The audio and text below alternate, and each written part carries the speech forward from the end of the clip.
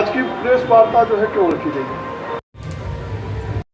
राष्ट्रीय वैश्य महासभा द्वारा 29 जून को पटना के बापू सभागार में 56 उपजातियों वाला वैश्य समाज का वैश्य प्रतिनिधि सम्मेलन आयोजित की गई है।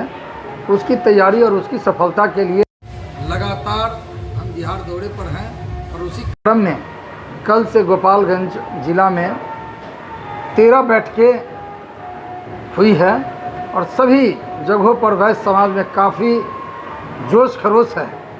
लंबे समय के बाद एक बड़ा कार्यक्रम पटना में वैश्य समाज की बुलावा, वैश्य समाज की जुटान के लिए लोग आए हैं।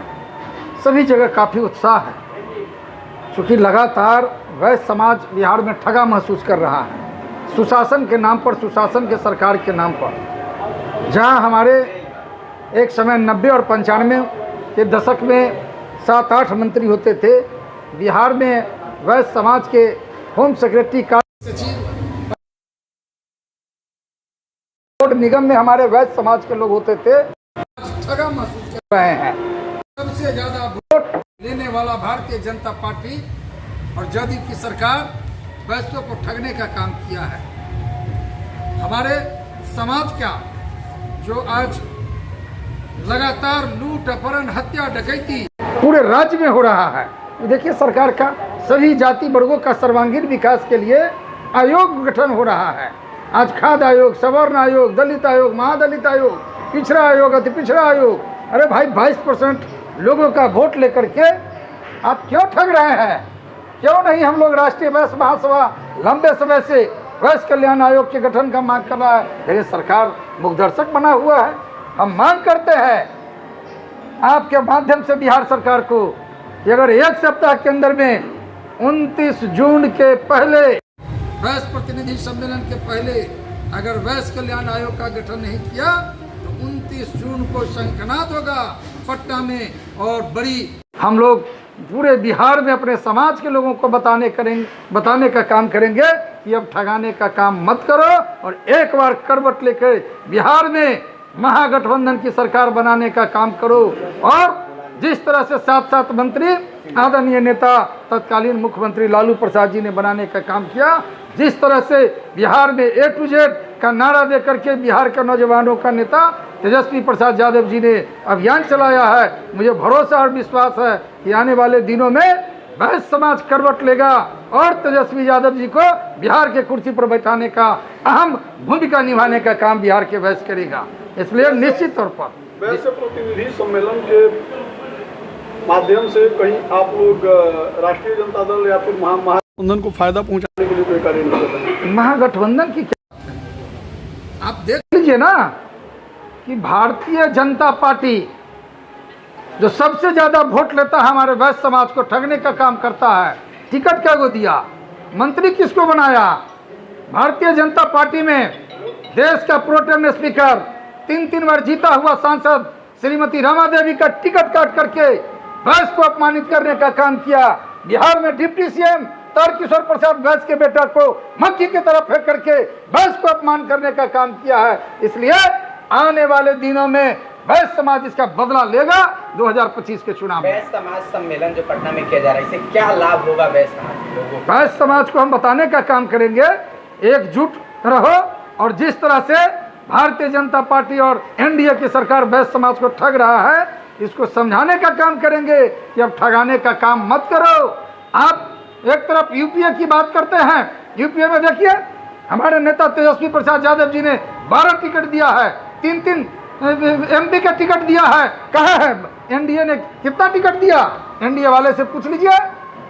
3 टिकट महागठबंधन में वैश्य समाज के लोगों को मिला है और 12 टिकट विधानसभा में मिला। और इतना ही नहीं, 2 बिहार में उपचुनाव हुआ है, उसमें मोहन गुप्ता जी बैठे हुए हमारे बड़े उपाध्यक्ष, इनको भी यहाँ का प्रत्याशी राष्ट्रीय जनता दल से बनाया गया।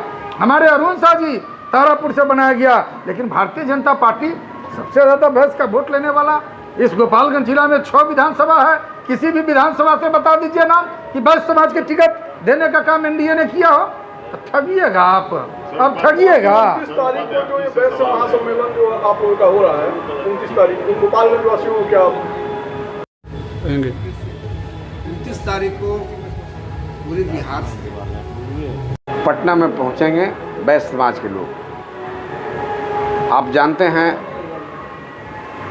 कि आज़ादी के बाद आज तक बीजेपी की सरकार ने हमेशा ठगने का काम किया है।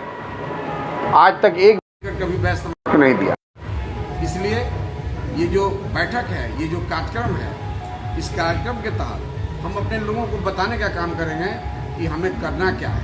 हमें जो सुरक्षा देगा, हमें जो संरक्षण देगा, हमारी जो समस्याओं को सुनेगा, उसके साथ हम रहेंगे। जो आपकी समस्याओं को सुनेगा उसके साथ रहेंगे। इससे एक सवाल है, जिस तरह से बिहार में अभी व्यवसायी आयोग के गठन की बात चल रही है, उसका विरोध चल रहा है, और वैश्य गठन की जो बात हो रही है, वैश्य आयोग गठन की, उस पर सहमति चल रही है। आखिर व्यवसायी आयोग से क्या दिक्कत है, क्या मतलब? व्यवसायिक आयोग का मतलब है कि वैसे ही मेन व्यवसाय करता है। अगर व्यवसायी का बना देंगे तो इसमें जितने भी मॉल हैं, जो बड़े बड़े टाटा, बिरला, डालमिया लोग काम कर रहे हैं, ये लोग भी व्यवसायी हो जाएंगे। और ये जब व्यवसायी हो जाएंगे तो व्यापार तो हमारा ख़त्म है ही।